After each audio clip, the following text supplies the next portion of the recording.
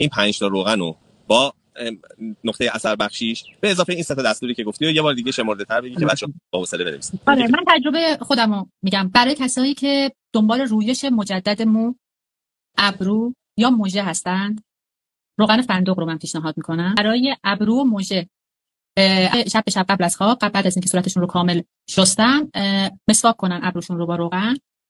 دیگه خودش یواش یواش رو مژه میاد، لازم نیست به مژه حالا به شکل ریمل و اینها استفاده بکنن، چون امکان داره که وارد چشمشون بشه بسوزه.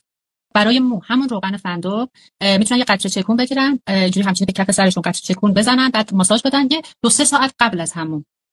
حالا یه فرد می‌بینی هر روز اگر همون میکنه میتونه هر روز استفاده بکنه، اگر نه که دیگه مثلا هفته‌ای 3 بار رو این رو انجام بدن. حتما با شامپوی بچه بعدش سرشون رو بشورن.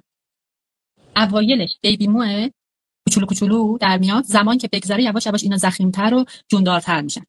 برای ریزش مو این تجربه منه، باز دوباره ترکیب روغن تخم کدو با روغن تخم کتان، این رو میتونن داخل شامپوشون هم بریزن، اندازه در خود همون شیشه داخل شامپوشون بریزن و هر بار که سرشون رو میشورن با اون سرشون رو دارن میشورن. یه خوبی که داره مثلا روغن تخم کتان حتی برای کسایی که موهای خیلی خشکی هم دارن، حالا مثلا خانم ها که مثلا امکان داره به خاطر رنگ موهاشون خشک شده باشه، به اونم کمک میکنه، یعنی خودش حالت یه ماسک مو عمل میکنه این مدل وقتی ترکیب میشه، که برای ریزش مو از این دو تا روغن استفاده کنن.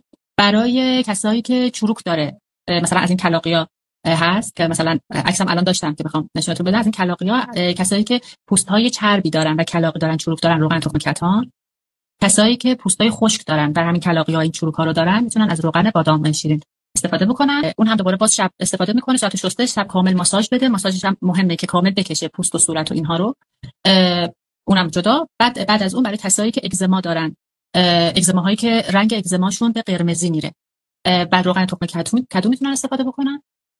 بعد برای روتین پوست های چرب باز دوباره میشه تخم کتان، برای روتین پوست های خشک میشه روغن بادام شیرین. مورد دیگه هم که هست اینه که برای کسایی که لکه های پوستی دارن، لکه های قهوه‌ای روی پوستشون دارن، روغن خار مریم رو هم به صورت خوراکی هم به صورت موضعی میتونن روی اون قسمتی که لک داره ازش استفاده کنن. اونم نتایج خیلی خارق العاده ازش دیدیم.